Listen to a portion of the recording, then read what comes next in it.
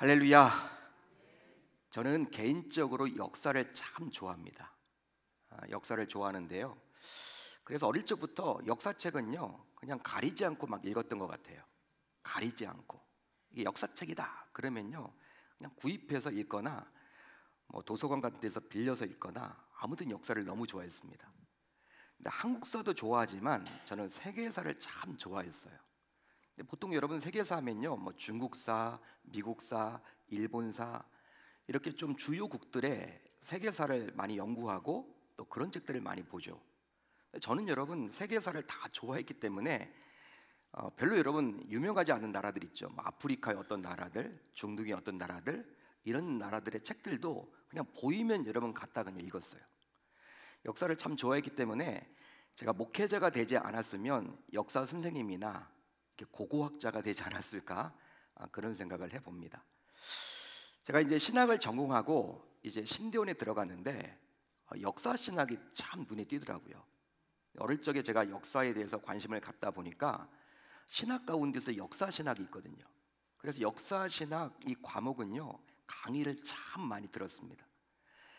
그 가운데 여러분 초대교회사가 있습니다. 이 초대교회사, 초대교회, 우리가 여러분 많이 들어봤죠. 초대교회로 돌아가야 한다, 예루살렘 교회로 돌아가야 한다, 안디옥 교회로 돌아가야 된다, 그런 이야기를 우리가 참 많이 듣지 않습니까? 그 초대교회사가 있습니다. 근데 그 초대교회사를 보고 나서 제가 깜짝 놀랐어요. 제가 충격을 받았습니다. 한마디로 이걸 읽어 내려가다가 너무 큰 충격이었습니다. 왜냐하면 우리가 그렇게 알았던 이 초대교회, 좀 시간이 흘러가면서 초대교회 안에 이단들이 많이 등장을 했다는 사실이에요. 우리가 여러분 요즘에 이단, 사이비 조심해야 된다, 참 우리들 주변에 이단들이 너무나 많다, 대한민국은 이단 공화국이다, 이런 말 여러분 많이 들어보셨죠? 전 세계에서 이단이 여러분 가장 많은 나라가 거의 우리나라예요. 우리나라. 그러니까 우리나라는요, 좋지 않은 것은 거의 이단 거의 1등이에요. 뭐든지. 이 여러분 작디 작은 이 나라에 자친 하나님이 여러분이 계시죠? 자기가 하나님이라는 사람이 여러분이 있어요. 여러분. 또 자기가 여러분 그리스도라는 사람도 여러분이 있습니다. 자기가 보혜사라는 사람도 꽤 많아요, 여러분. 실제 여러분 뭐 아프리카나 이런 뭐 유럽 같은 데 가보더라도 우리나라 이단들이 들어와 있다라는 거예요. 이단들이. 그러니까 우리나라 이단 신천지가 아프리카에도 들어가 있고 유럽에도 들어가 있어요. 참 여러분 우리나라는 이단 공화국인데 초대교회 때부터 그런 이단들이 있었다라는 거예요. 물론 뭐 하나님의 교회나 JMS나 뭐 신천지와 같은 이단과 비슷한 교리를 가진 이단들이 초대교회 안에서도 있었고요. 그 당시 사회적인 분위기 속에서 지금의 이단들과는 좀 다른 그러한 교리적인 모습을 갖춘 그러한 이단들도 당시 너무나 많았습니다. 자, 그렇다면 이단들은 성경의 근거에서 바르게 신앙생활을 하는 성도들을 어떻게 할까요? 여러분 어떻게 할 것 같습니까? 이단들은요, 바르게 신앙생활을 하고 있는 저와 여러분들을 어떻게 할 것 같습니까? 그냥 놔둘까요, 여러분? 절대로 그냥 놔두는 법이 없죠. 어떻게 해서든지 그냥 내버려 두는 법이 없고, 이유가 있다면 이단들은요, 사탄에게 예속되어 있기 때문에 성경적으로 바르게 신앙생활을 하는 성도들을 그냥 놔두기보다는 그냥 어떻게 해서든지 꼬셔가지고 자신의 쪽으로 데리고 가려고 한다는 거예요. 사탄의 여러분들 도구입니다, 이단이. 따라서 이단들은 어떻게 해서든지 바르게 신앙생활을 하는 성도들을 미혹해서 하나님을 온전히 섬기지 못하도록 만든다는 것이죠. 그게 이단들의 목표예요, 여러분들. 여러분 생각을 해보세요. 이단들이 전도를 할 때 어느 집을 전도합니까? 믿는 집을 전도해요. 계명교회 교패 붙은 집에 띵동하고 누릅니다. 불자의 집은 잘 안 눌러요. 불자의 집 있죠? 캐톨릭 신자들 잘 안 전도를 해. 그리고 여러분 그냥 교패가 없는 집들은요 별로 안 가. 그런데 여러분 계명교회, 뭐 서울 반석교회, 대원교회, 사랑의교회, 이렇게 여러분 신앙생활을 하고 있는 집들에 여러분 띵동 눌러가지고 그런 집들을 포교 대상으로 삼는다는 거예요. 여러분 왜 그럴까요?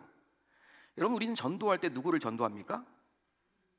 오히려 불자의 집을 딱 눌러가지고 교회 다니세요라고 이야기하거나, 캐톨릭 여러분 이렇게 하면 다 그런 데 누르잖아요. 뭐 다른 교회 열심히 다니는 사람들은 전도 안 한단 말이에요. 교회가 붙어있는데 우리가 왜 전도합니까? 아니 여러분, 신일교회 잘 다니는 분을 우리가 왜 전도해? 이 동산교회 잘 다니는 분을 우리가 왜 전도해? 그냥 여러분 열심히 하라고 하면 되는 거지. 교회를 다녔다가 안 다니는 분들이나 뭐 타 종교나 무신론자들 우리는 전도한단 말이에요.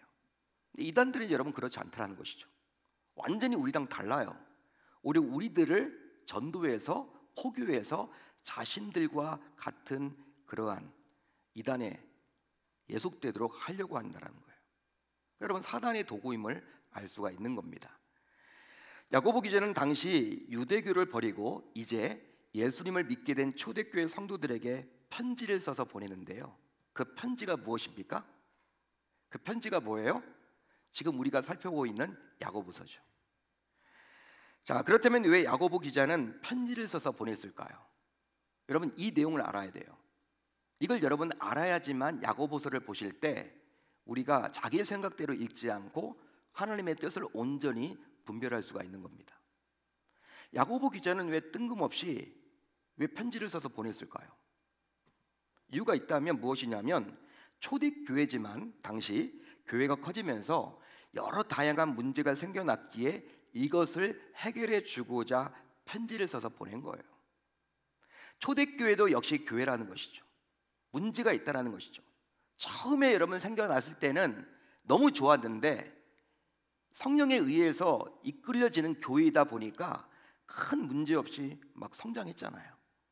예? 순식간에 여러분 완전히 예루살렘을 집어삼켰잖아요. 교회가 생겨난 지 몇 년 되지 않았는데 그 예루살렘 전역을 여러분 완전히 지배했거든요. 그 교회 하나가. 그런 놀라운 역사가 나타났던 그 교회도 이제 교회가 여러분 점점 사람들이 많아지고 커지면서 역사가 생기면서 어떻게 되었어요? 한두 가지 문제씩이 계속 여러분 일어나는 것이죠.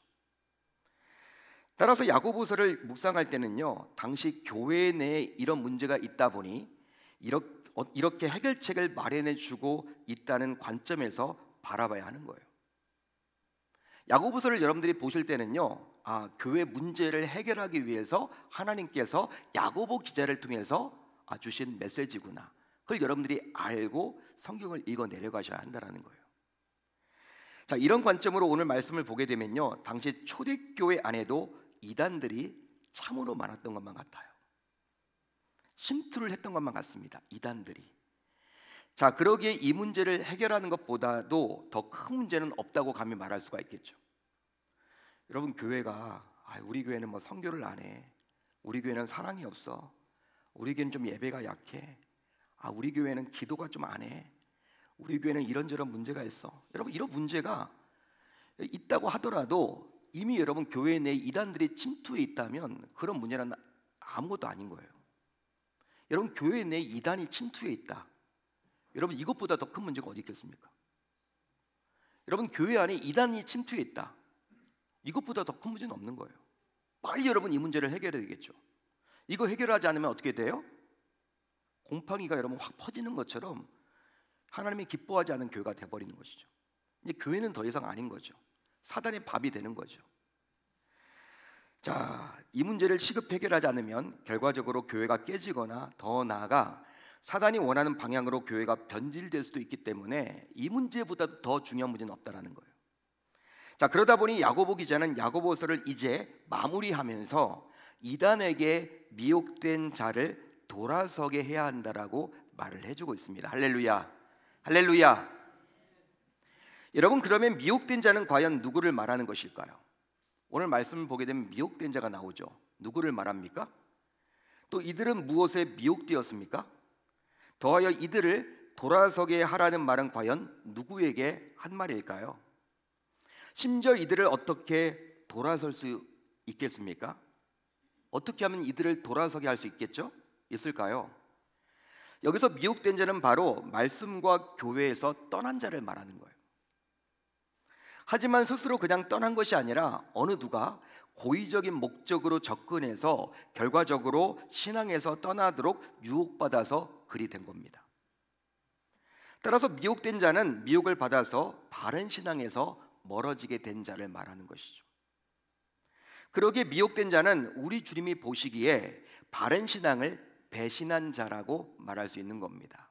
어떤 의미에서 보게 되면 미혹된 자는 우리 주님이 보시기에 바른 신앙에서 바른 신앙을 가지고 신앙생활을 해야 되는데 나를 배신했구나, 그렇게 우리 주님이 여길 수도 있음을 우리는 알아야 하는 것이죠. 자, 그렇다면 야고보 기자는 편지를 마무리하면서 왜 미혹된 자를 돌이키게 해야 된다라고 말을 해주고 있을까요? 더 나아가 편지를 마무리하면서 야고보 기자는 과연 무슨 이유로 다소 이상한 이런 당부를 하는 것입니까? 더하여 이런 당부의 메시지가 가는 의미는 과연 뭘까요? 당시 이런 야고보의 당부를 접한 교회 성도들은 어떤 반응을 보였을 것으로 여러분들은 생각을 하십니까? 여러분, 이런 다양한 질문에 답을 하기 위해서는요, 먼저 오늘 말씀 20절을 보세요. 마지막 절이죠. 야고보서의 마지막 절인데 20절을 시작하고 있는 너희가 알 거는, 너희가 알 것은, 이것이 과연 무슨 뜻인지를 온전히 알아야만 합니다. 한번 따라할까요? 너희가 알 것은, 너희가 알 것은, 이게 여러분 과연 어떤 뜻이냐라는 거예요. 이게 어떤 의미냐라는 거예요.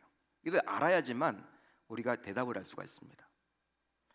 너희가 알 것은, 이 말은 대단히 중요한데 이 말을 해석하면 다음과 같아요.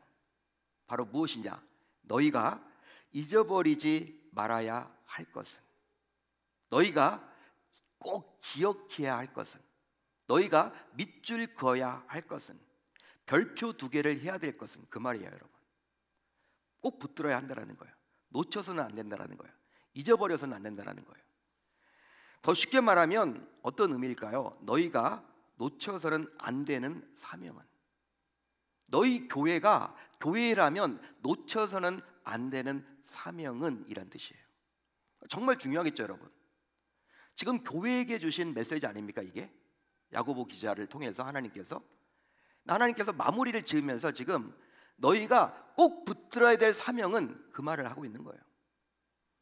따라서 야고보 기자는 5장 분량의 이 편지를 마무리하면서 너희가 꼭 알아야 할 것은, 이렇게 말했는데, 이것은 바로 너희가 잊어버리지 말아야 할 것은, 즉 너희가 놓쳐서는 안 되는 사명은, 그런 말이라는 거예요. 여러분, 20절이 너무 중요하다는 것이죠. 자, 그런데 여기서 너희는 바로 누구를 말합니까? 너희는 바로 누구를 말하는 거예요? 교회를 말하는 거죠. 교회를 말하는 겁니다. 교회인 저와 여러분들을 말하는 거예요. 그런즉 야고보 기자는 야고보서를 끝맺으면서 교회가 잊어버리지 말아야 할 것은, 즉 성도가 꼭 기억해야 할 사명은 무엇인지를 말해주고 싶었던 거예요. 교회 다니는 성도라면 놓쳐서는 안 된다라는 거예요. 이것만은 기억하라는 거예요. 야고보서를 지금 우리가 5장까지 다 살펴봤는데 여러분 기억 안 나시죠? 기억이 나시는 분들보다도 안 나시는 분들이 더 많을 것 같아요. 그러니까 여러분, 목회자가 존재하죠. 여러분들이 다 기억하면요, 제가 여러분 어떻게 사겠어요? 여러분들이 잘 기억을 못 하셔. 감사한 일인 것 같아. 그렇지만 다른 것들은 다 기억하지 못하더라도 20절은 기억하라는 거예요. 우리 주님이 지금 그 이야기를 해주고 있는 거예요. 너희들 야고보서 1장부터 2장부터 3장, 4장, 5장에 걸쳐서 다 잊어도 이 20절만큼은 꼭 기억해라, 그 말이에요. 여러분들, 그만큼 중요합니다. 한마디로 설령 교회가 지금까지 살펴본 여러 다양한 문제를 해결했다고 하더라도 교회가 감당해야 될 사명을 모른다면 또 다른 문제를 만날 수도 있기에 야고보 기자는 이 사명을 말해주고자 하는 것입니다. 교회가 지금 기도가 안 된다고 해서 여러분 기도에서 강조를 했죠. 교회가 여러분들 여러 가지 시험거리가 있다고 해서 시험에 대해서 이야기를 해줬어요. 1장부터 그런 내용들이 계속 나오잖아요. 교회에 이런 문제가 생기고 저런 문제가 생기고, 여러분 그 문제가 설령 다 해결을 받았다 하더라도 이 20절이 가장 중요하다는 거예요. 이거 해결되지 않으면 꽝이라는 거예요. 꽝. 도루묵이라는 거예요. 안 된다라는 거예요.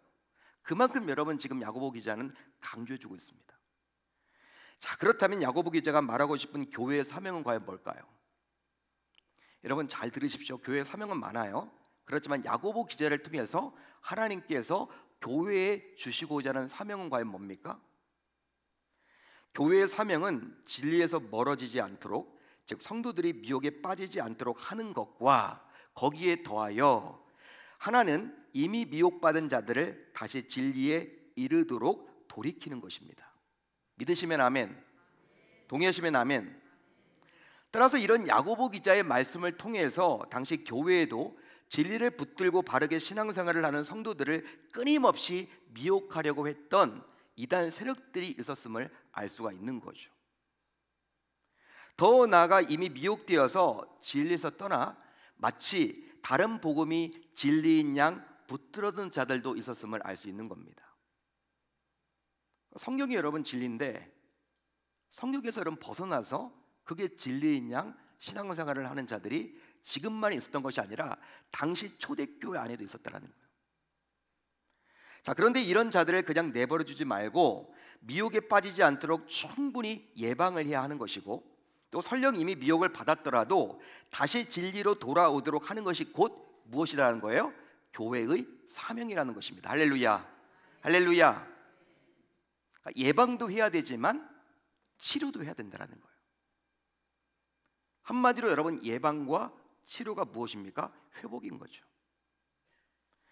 그런즉 이제 우리는 몇 가지를 주목해야 하고 또 주의해야 합니다. 여러분 잘 들어보세요. 먼저 교회 안에는 미혹하는 세력이 있을 수도 있음을 알아야 하는 거예요.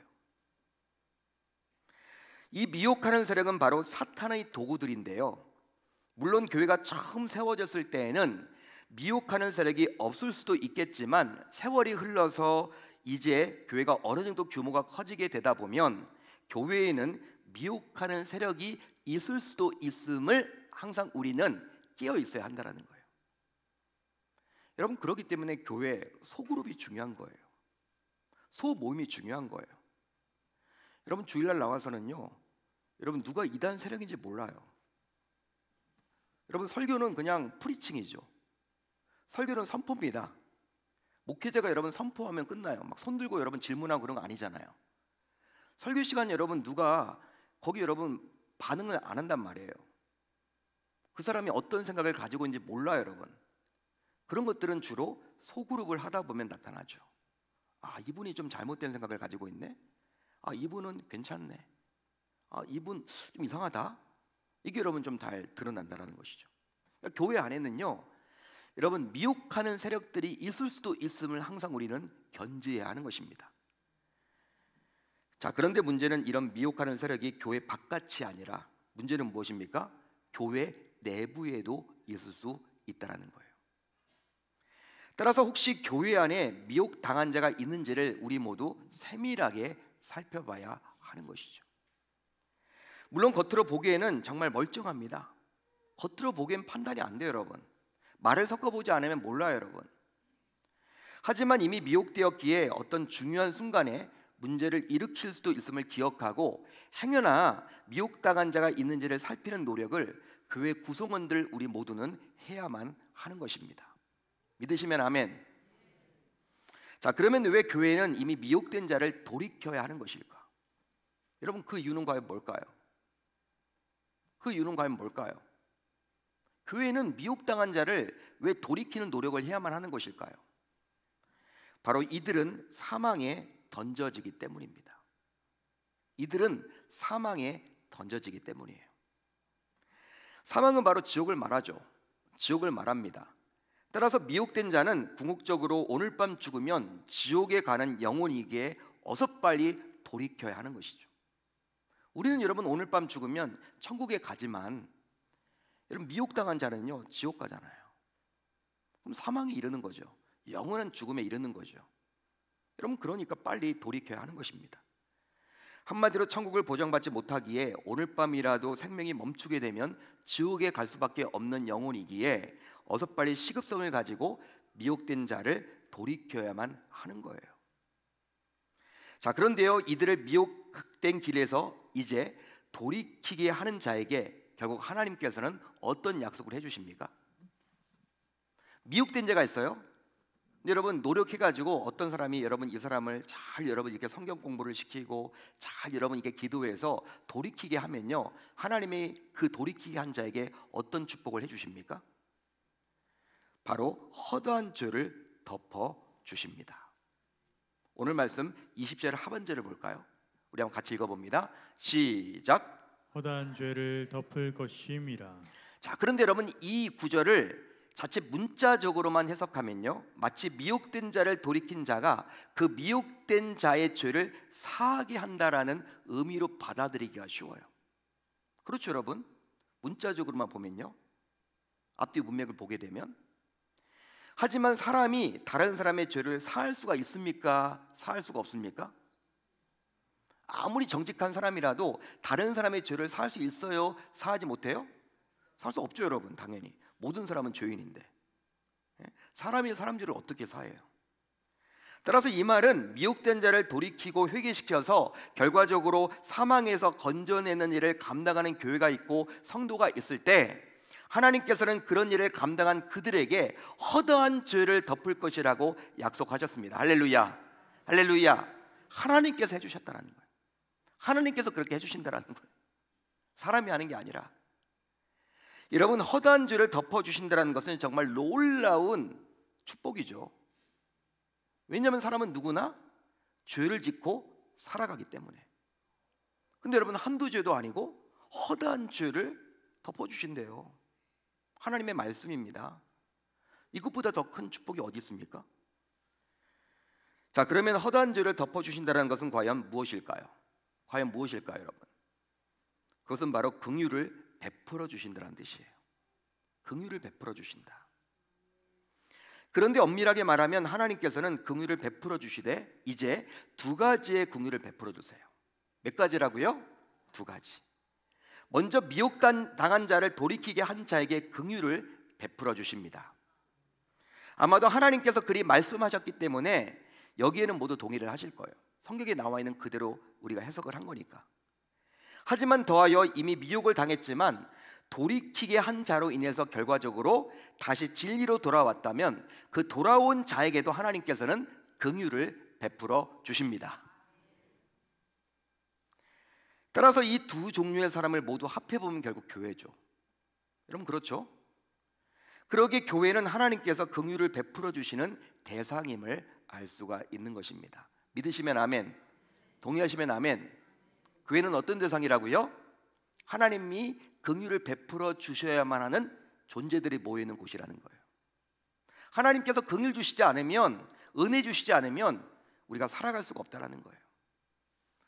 이 말은 하나님께서 긍휼을 베풀어 주지 않으면 안 될 정도로 이 땅의 모든 교회는 연약하고 불완전한 존재임을 알 수 있는 겁니다. 야고보 기자는 야고보서의 맨 마지막에 이것을 기록해 주므로 비록 교회가 아무런 문제가 없는 것처럼 평안하게 든든히 서가게 보이더라도 결과적으로 우리 주님께서 긍휼을 베풀어 주셔야 할 대상이라고 분명히 못 박습니다. 할렐루야, 할렐루야. 겉으로 보기에 이 교회는 괜찮은 교회다, 너무 은혜롭다, 부흥하고 있다, 성장하고 있다. 여러분, 뭐 불안정하게 보이지 않는 교회처럼 보이더라도 모든 교회는 어떤 교회라는 거예요? 우리 주님이 긍휼을 베풀어 주셔야 할 대상이라는 거예요. 모든 교회는, 뭐 개척교회부터 대형교회 이르기까지 모든 교회는 지금 그 말을 해주고 있는 겁니다. 사랑하는 성도 여러분, 지금 우리 주변을 한번 둘러보자고요. 우리 주변을 한번 둘러봅시다. 저와 우리들 주변을 한번 둘러보자고요. 우리가 살아가는 이 세상은 그 어느 때보다도 혼란스럽고 몹시 불안정하죠. 자, 그래서인지는 몰라도 그 어느 때보다도 요즘 우리 주변에 미혹의 세력들이 참으로 많아요. 미혹의 세력들이 참으로 많습니다. 옛날에는요, 코로나 전에는요, 신천지가 숨어서 여러분 이렇게 포교를 했다면 요즘은 대놓고 신천지에서 왔대. 대놓고 여러분 전도합니다. 그런 시대예요. 어떤 분들이 그러더라고요. 목사님, 뭐 이단들 그렇게 잡아가면 안 됩니까? 막 사회적인 그렇게 막 불안 요소를 자행하고 비도덕적이고 너무나 그렇게 타락한 종교들인데 이 정부가 이렇게 이런 것들을 그만 놔둡니까? 여러분 대한민국이잖아요. 대한민국은 헌법에 여러분 종교의 자유가 있는 거예요. 어떻게 할 수가 없는 거예요, 여러분. 우리가 조심할 수밖에 없는 거죠. 정부가 여러분 뭐 이단이라고, 그건 여러분 아니죠. 자기는 이단 아니라고 하는데, 우리가 보기에는 이단인데 본인들 이단 아니라고 하니까 어떻게 해요? 대한민국은 여러분 기독교 국가가 아니잖아요. 예? 기독교를 국교로 하는 국가가 아니라고요. 자유 대한민국이에요. 자유민주주의 국가예요. 그렇기 때문에 종교의 자유가 있어요. 여러분 이단들도요 막 들어오려고 하는 거죠. 무슬림들도 여러분 대한민국이 타겟이잖아. 타겟. 무슬림들, 이슬람교, 외국인 노동자들로 위장해가지고도 많이 들어오기도 하고. 그러니까 우리가 조심해야 돼요. 외국인 노동자들을 받아들여야 하겠죠. 어쩔 수 없는 거죠. 그렇지만 여러분 이제 우리는 교회는 깨어 있어야 되는 거예요. 항상 깨어 있어야 합니다.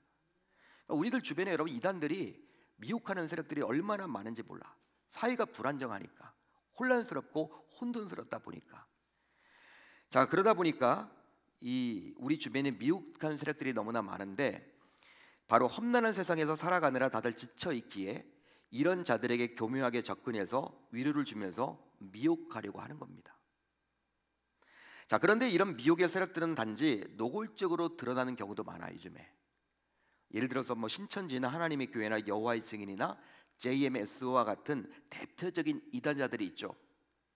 하지만 정말로 무서운 것은 무엇이냐면, 여러분 그런 것들은 우리가 다 이제 다 경계하죠. 하나님의 교회 경계하고, 신천지 경계하고, JMS 경계한단 말이에요. 구원파 경계한단 말이에요. 근데 여러분 그것보다 더 무서운 것이 있는데, 그것은 무엇이냐면 대놓고 드러내지 않고 음성적으로 미혹하는 세력들이에요.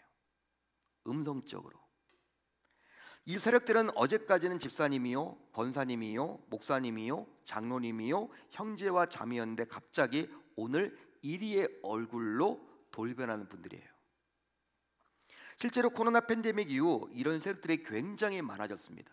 실제 그래요, 여러분.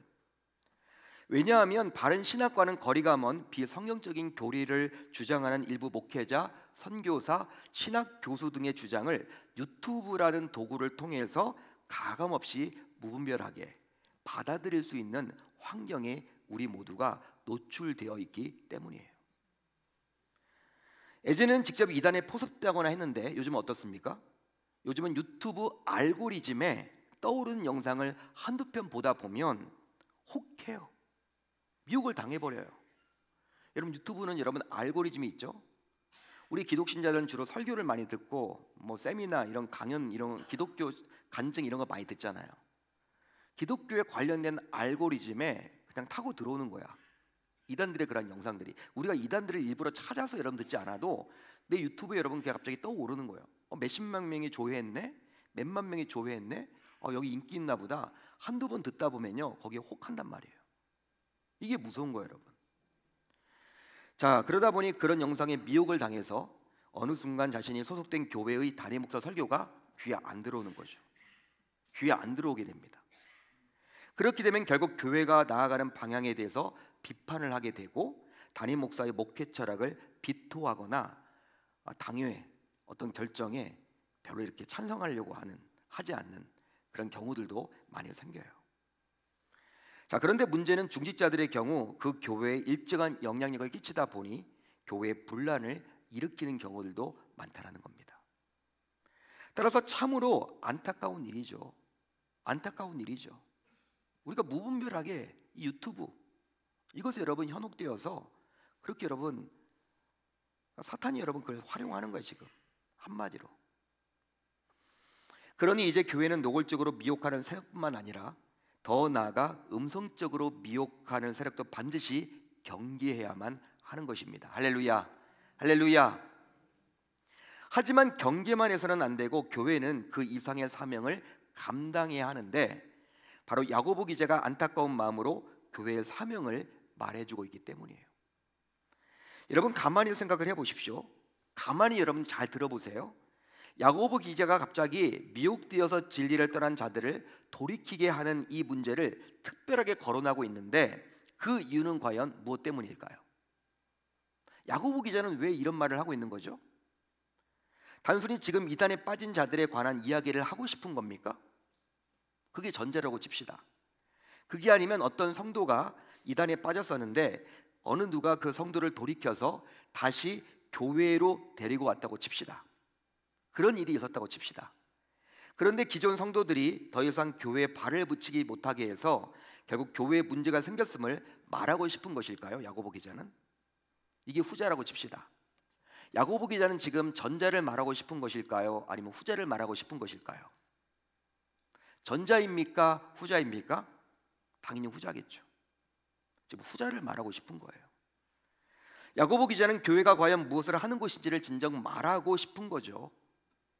따라서 교회는 회복의 장소라는 거예요. 교회는 다른 곳이 아니라 회복의 장소라는 것입니다. 그것이 바로 교회의 본질이기 때문이죠. 그러기에 교회의 본질은 곧 회복을 줘야 합니다. 할렐루야, 할렐루야. 회복이 일어나는 곳이에요.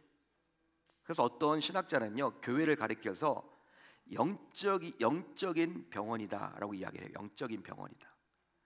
우리가 병원에 가면요, 육을 치료받잖아요. 육을. 어디 상처가 있을 때 여러분 수술을 받잖아요. 수술 받으면 우리가 건강해지잖아요. 육이 아플 때 병원 간단 말이에요. 교회는 영적인 병원이라는 거예요.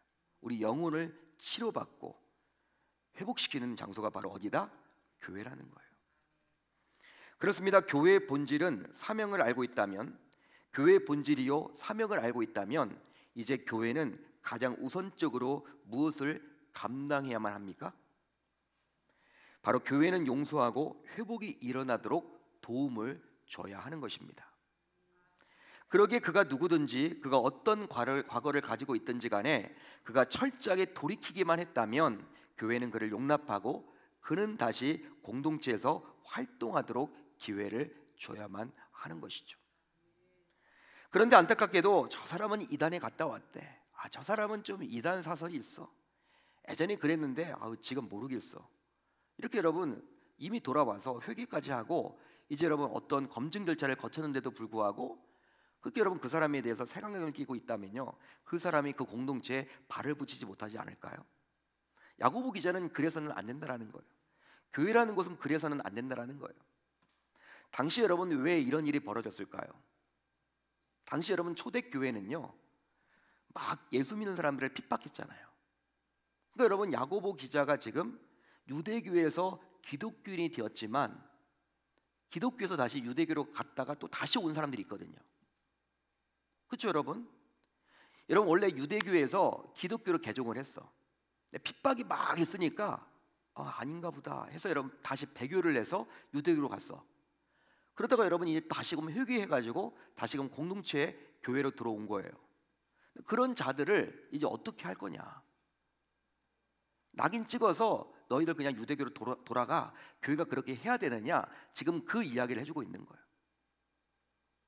이단도 마찬가지죠 여러분. 우리 주변에 이단은 경계해야 돼요. 당연히 그 사람이 정말 교회 다닌다고 해서 무조건 받아줘서는 안 되는 거고, 어떤 여러분 목회자가 검증 절차를 거쳐서 확인하는 게 반드시 필요해요.